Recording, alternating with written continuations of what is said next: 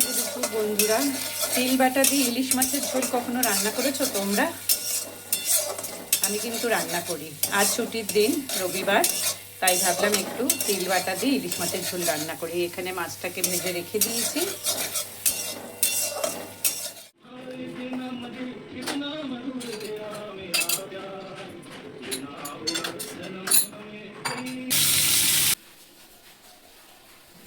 স্নান কমপ্লিট।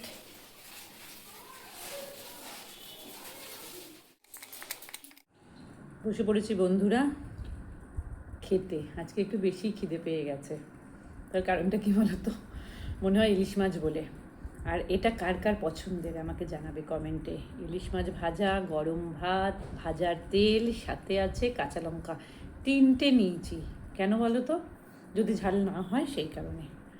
আমার তো ভীষণ পছন্দের, খুব ভালো লাগে খেতে।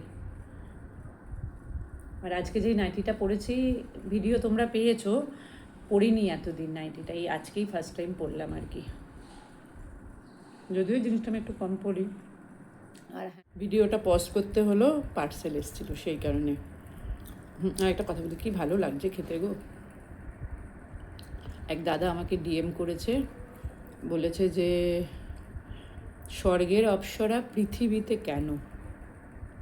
অনেক বড় কমপ্লিমেন্ট আমার জন্য দাদা, অনেক অনেক ধন্যবাদ আপনাকে। যতগুলো পোস্ট করব এসে দেখে যাবেন।